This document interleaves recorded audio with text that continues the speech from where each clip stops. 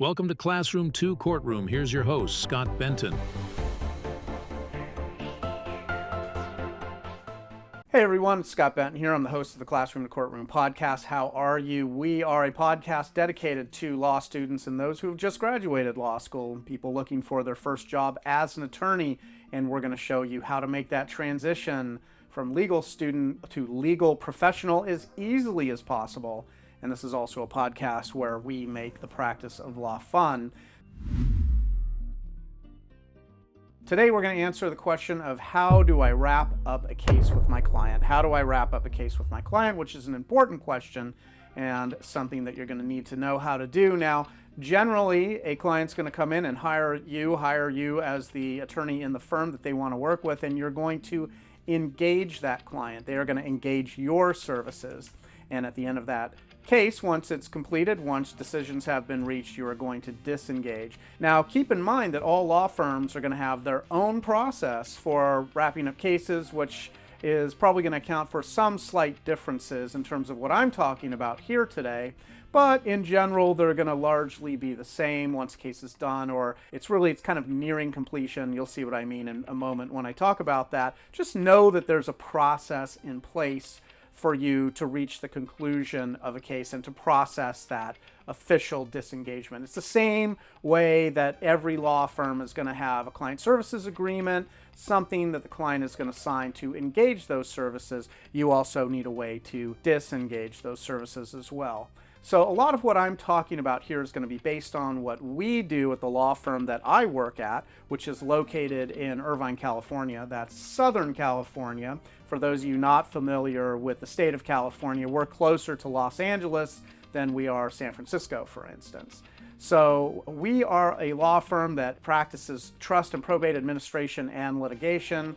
So I'm telling you that because it provides a context for you in case the firm that you're working at is a little bit different, or maybe you're doing family law and their process has its own sort of special kind of ways of doing things, or there are other additions or subtractions to a disengagement process from what we typically do as a firm. And again, remember that all firms are going to be a little bit different. So you're going to notice there are some things that probably I'm talking about that don't apply to you. So for us, once the decision's been made by a judge or a settlement's been reached, and the case isn't quite over yet, but it's right at the beginning process of winding down. So really the attorney needs to reconnect with that client now that you're pretty much done in terms of the work that you're doing together, and you need to discuss the end result of that case and really take a look at how it went, and you want to sort of reevaluate what the client wanted to accomplish when they started the case, and really ultimately look at what they're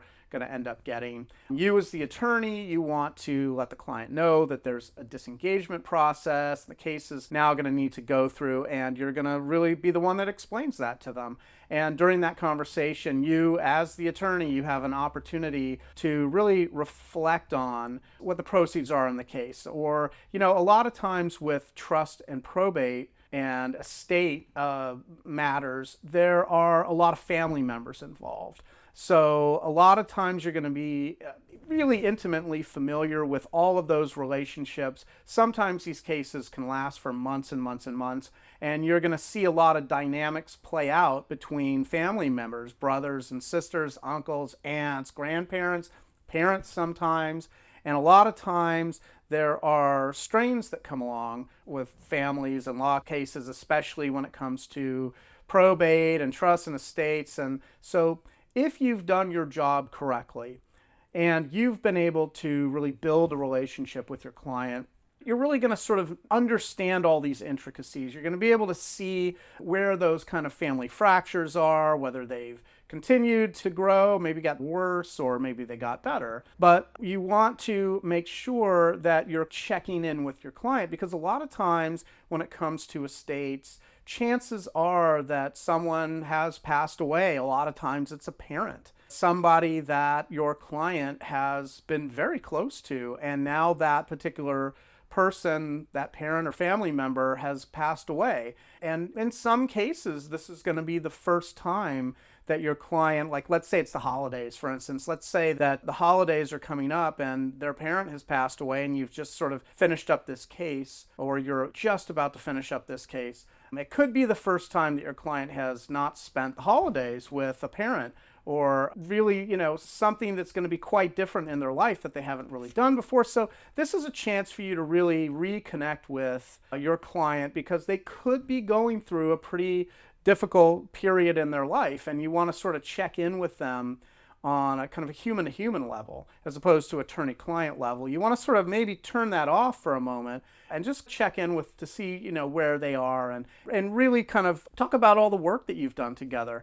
If relationships have been damaged or ruptured between family members in a case, you can touch upon those as well. Now, sometimes during litigation, people can really be torn apart as a family, but a lot of times through discussions, when people sort of understand how that estate is going to be divided up between the different people in the family, a lot of times people can be walking away with what they want, or they can just walk away either having a better understanding of why, who is getting what. And in any case, those fractures that took place during litigation, some of those could be mended, or the family members could be growing closer to each other. You just don't know. But again, if you've done your job correctly and you've built relationships with your client, you're going to just have a better idea of where all of that is, because you will have had your finger on the pulse of that case. And so you want to make sure that you're really ending this relationship with your client, or at least as far as working on this case goes.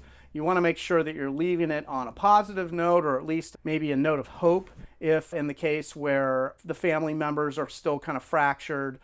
Sometimes families are just never going to be able to repair themselves. It's just not going to happen. But sometimes that is possible. And if that is possible, well, you want to make sure that you're highlighting that anything that's positive, you want to focus on that in terms of your conversation that is going to set the stage for your disengagement. So next, you want to talk to your client about this engagement letter that you're going to send. That's the next thing you're going to do. This is usually a form letter that a firm has. A lot of times it's kind of the same language. Now, sometimes there are issues from case to case that will be mentioned in a disengagement letter. For instance, sometimes you're working with a client not on one case, but on several cases. So in that disengagement letter, you're going to want to mention, we're still working on this other case, and put in the case name and the file number on that letter, for instance. This will all be standard procedure in the firm that you're working at. There's going to be a specific process that people write these disengagement letters through,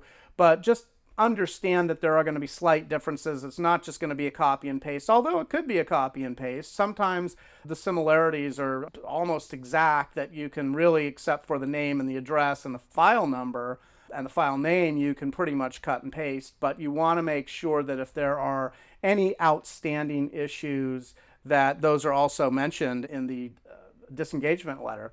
So in the disengagement letter, typically they're going to state that here, as of this date, and it'll be the date of the letter, that we are officially disengaging from this case. It's been finalized. You also want to talk about how the client is going to receive an electronic copy of all of their files from the law firm. Those are going to be sent out maybe a week or two after this disengagement letter. Their files are usually put on a USB drive. They're electronic files that are sent separately to the client, and they're going to receive those. So in the disengagement letter, you're going to mention that as well. Now, keep in mind that the client doesn't get all of the case files. There are certain files that just don't go on that USB. So for instance, there are going to be attorney notes. Attorney notes, we've talked about attorney notes in other podcast episodes, in fact, many other podcast episodes. And in fact, we're going to keep talking about attorney notes because those are so critical to practicing law, certainly practicing probate and probate litigation and administration.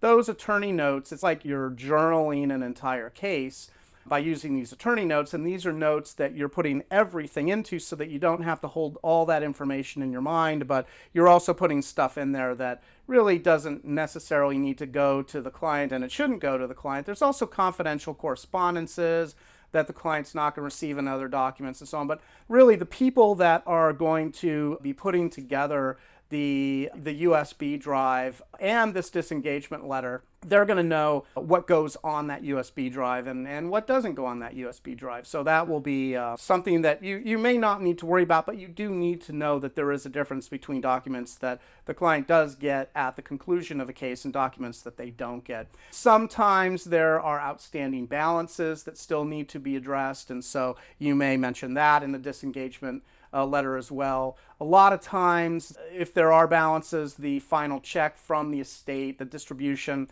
will actually go to the law firm, and then the law firm will deduct the amounts that are owed to them from that distribution, and then they will turn around and send a check out to the client for the remainder. So that's not unusual, and that's something that can also be put in this final disengagement letter if that's necessary. So once that's all done, the case is then moved into the closed cases file on the firm's drive, and no more work is done on that case moving forward unless for some reason it needs to be reopened. But for the sake of this podcast episode, everything is done. That case is now moved to the closed cases file, and you're done with it, and you move on to your other cases at that point. So you can see that there's a whole process in place that you should be aware of when it comes to closing out a file. There's much more to talk about when you're closing a file, that you want to sort of have those conversations with your client. Make sure you're sending out that disengagement letter. This is really kind of a broad overview for you so that you can get more of a context of what that looks like when you're closing out a particular case. And there's going to be much more to talk about wrapping up cases that we're going to address on the Classroom to Courtroom podcast on future episodes, which I hope you'll be able to listen to, because we are going to get a little bit more granular with this. Today, I just wanted to provide really sort of the more broad-based overview. So I hope that was helpful. I'm your host, Scott Benton. This is the Classroom to Courtroom podcast. Thank you for listening to this episode in where we answered the question of how do you wrap up a case with a client, and we took a look at what that process involved and the importance of disengaging from a case and sending out a disengagement letter once a case is all wrapped up. So I hope you've enjoyed this episode. If this is information that is helpful to you and you want to continue listening to them and you'd like to receive an alert every time we put out a new episode, you can go to our website. Our website is classroom2courtroom.com. That's classroom, the number 2, courtroom.com. And you can sign up to receive our email notifications. That way you're not going to miss out on any of the material we're busy putting together here at the Classroom to Courtroom podcast. It's going to help you go from the classroom to the courtroom as quickly as possible. Our belief is that law school does not teach you how to practice law. Law schools are in the business of getting you to graduate law school. But at no point does anyone actually teach you how to practice law.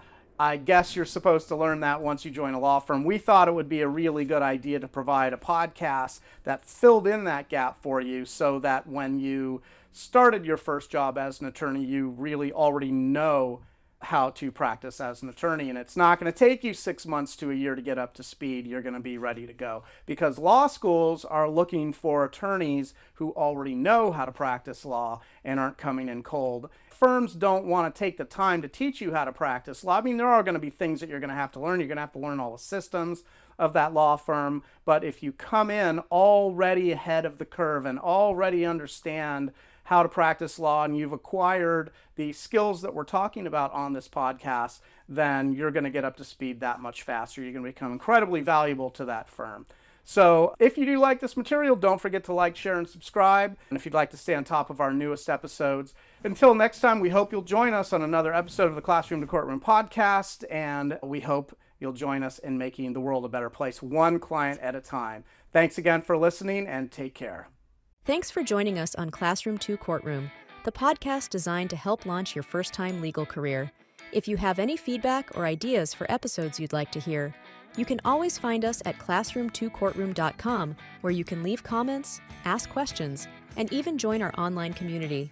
And always remember, by becoming an excellent and confident practicing attorney, you actually make the world a better place. Now get out there and master the art of practicing law.